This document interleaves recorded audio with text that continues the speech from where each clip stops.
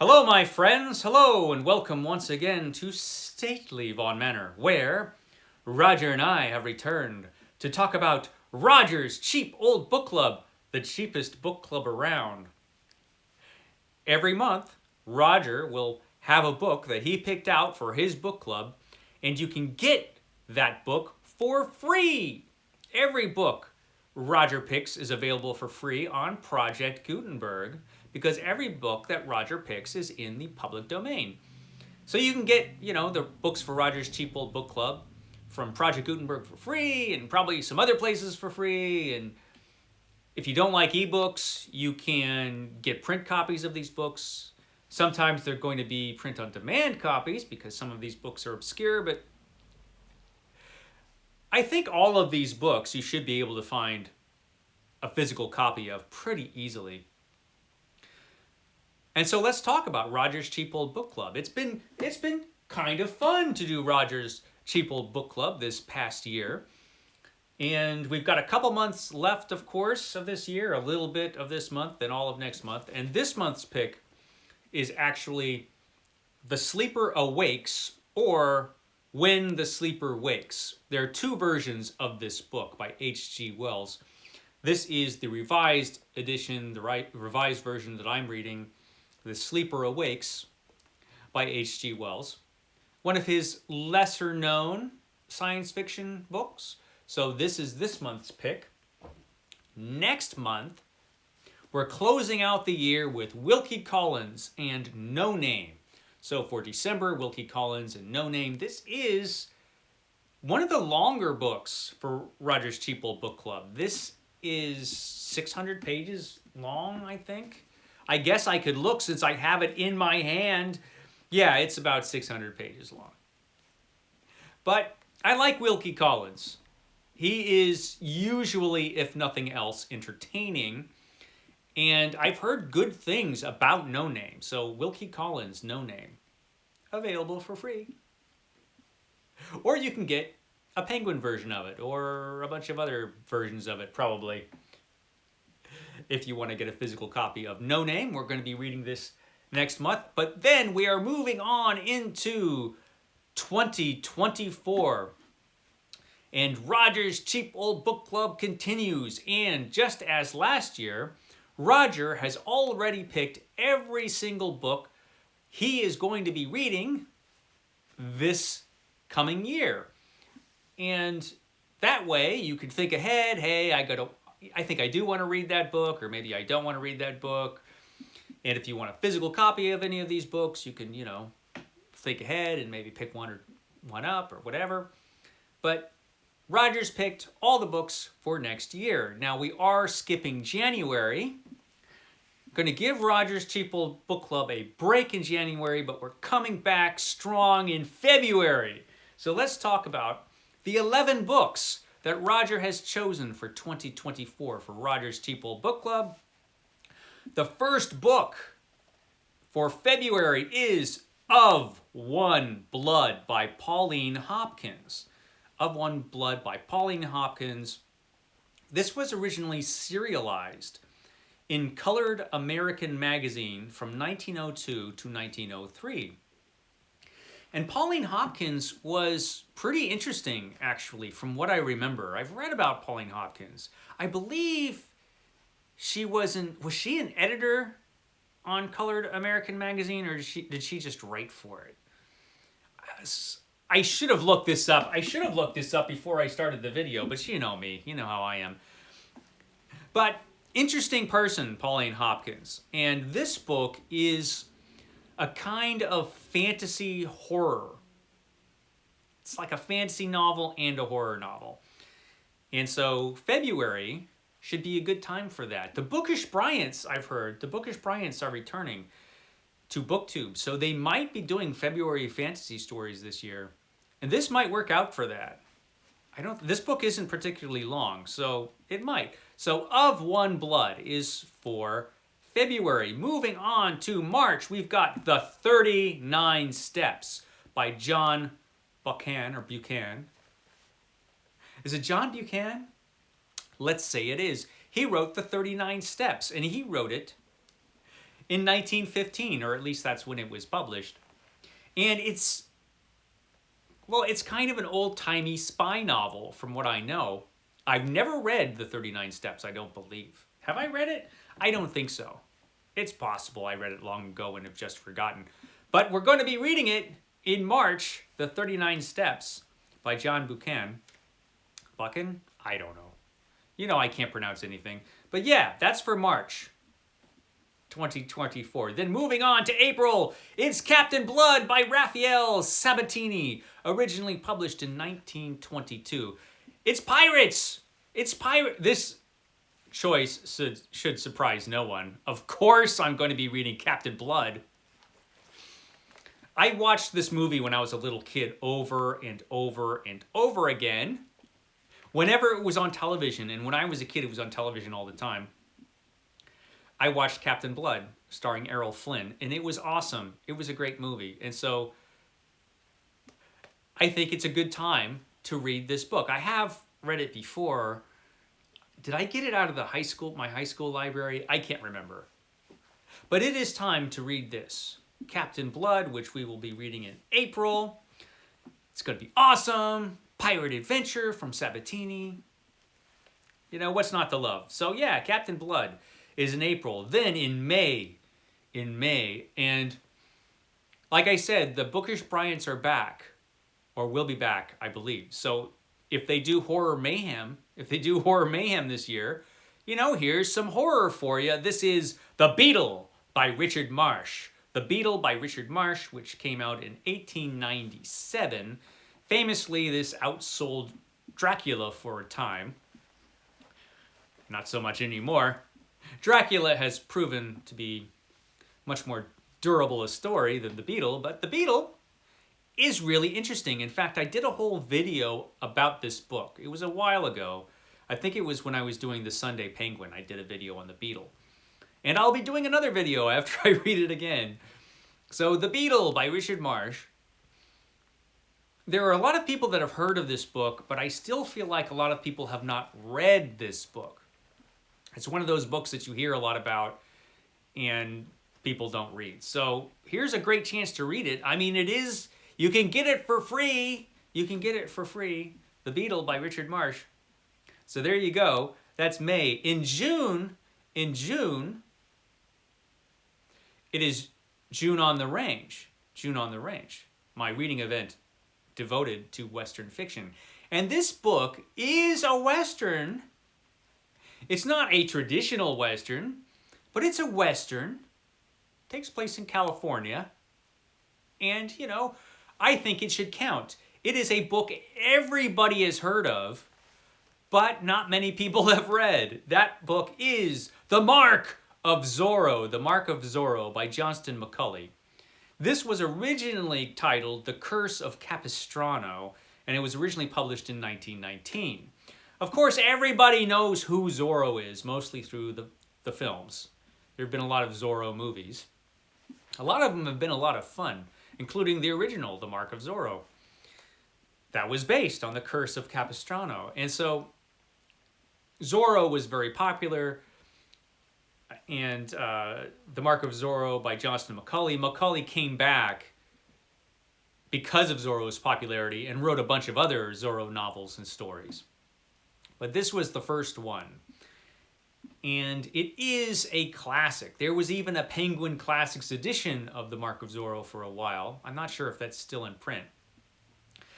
But it doesn't matter because you can get it for free on Project Gutenberg. This is a book that's easy to find. The Mark of Zorro. And like I said, as popular as this character is, as well known as this character is, it seems like a lot of people have not read this book, which is kind of interesting. Well, in June, for June on the Range, pretty good time to read the original Zorro story, so there you go. Then we're moving on to sci-fi fantasy strangeness. It's A Voyage to Arcturus. A Voyage to Arcturus by David Lindsay. David Lindsay? Lindsay or David Lindsay? I don't know. But it's A Voyage to Arcturus. And it's really, really weird, man. This book is strange. So this was published in 1920. and this is our book for July. And yeah, it is a science fiction novel, but it is kind of a fantasy novel, and it's a really, I mean, this was before science fiction was a thing, right? So it had science fiction ideas in it, but it was just so, this is really strange. This is a weird book. It's really interesting though. And it is a classic of fantasy, I believe. It would have to be considered that. And it's just such a bizarre story that, I mean, I read it, I was pretty young when I read it, and I feel like I read a paperback of it. It must have been a Ballantine edition, and I wish I still had it. I wish I still had it. So it's been many years since I've read this book. I got a fancy pants edition of it somewhere around here. Actually, it's up there. And that's probably what I'll be reading. But this is an interesting one. A Voyage to Arcturus by David Lindsay. Again, a book a lot of people have heard of, but not too many people have read. So there we go. That's for July. Then moving on to August. The Purple Land by W.H. Hudson. The Purple Land, which was originally The Purple Land That England Lost. It was published in 1885 in 2 volumes, I believe. And it was a failure when it was initially published. And then it was republished years later, and they renamed it The Purple Land as opposed to The Purple Land That England Lost, because, you know, that's a negative title if you're living in England, and probably didn't help the book, you know, sales-wise. So when it was republished, and I can't remember when that was, it was republished as The Purple Land, and it did quite well, and was actually even considered a classic for a short time before it vanished.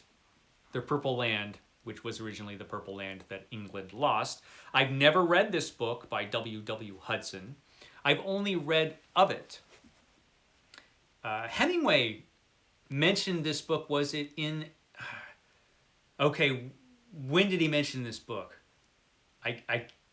Was it The Sun Also Rises? I think it was. I think it was The Sun Also Rises. He mentioned this book, which is the first time I had heard about this book.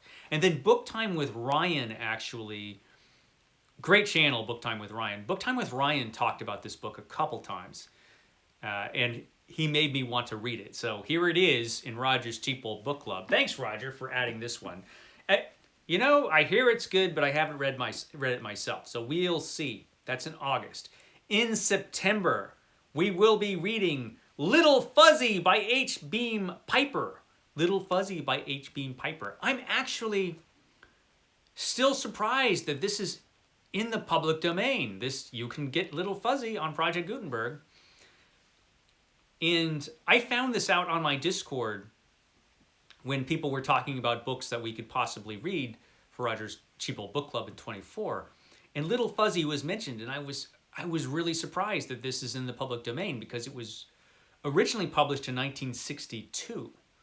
So what happened? How did this book get in the public domain? I don't know, but it's there. You can get it for free, and now it's perfectly suitable for Roger's Cheap Old Book Club. So it's a science fiction novel, Little Fuzzy by H. Beam Piper. Read this years and years ago, a paperback edition of it. Don't remember enough about it. I remember it was good, but I don't remember enough about it to really talk about it. So I need to read this again, which I will be doing in September, along with anybody who wants to join Roger and I. So yeah, Little Fuzzy by H. Beam Piper. Then in October, it's time for some spookiness. Spookiness once again in October, and we're going to be reading In a Glass Darkly by Sheridan Le Fanu.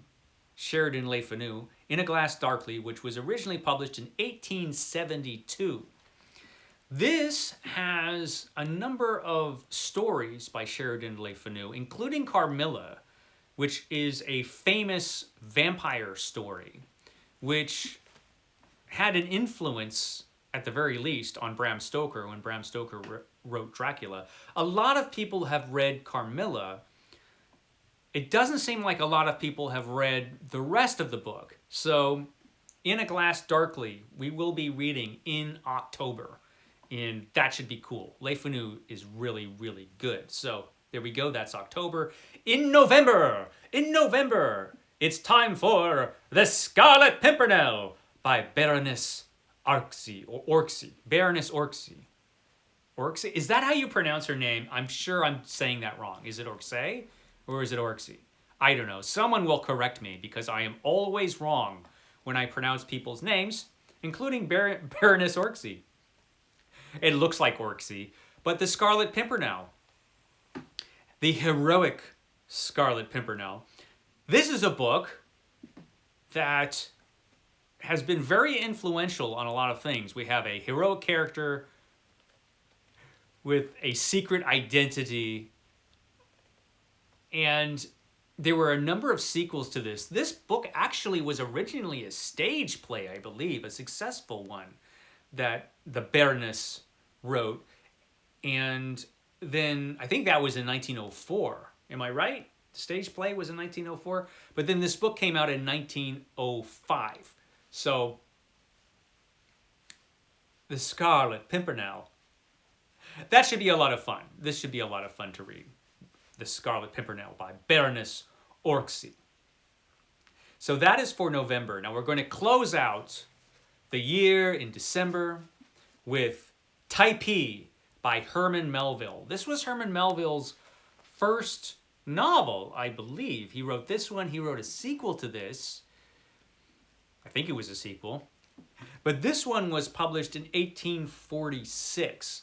Sounds like a really interesting book. I have not read this book, I don't believe. I think I would have remembered if I had read it.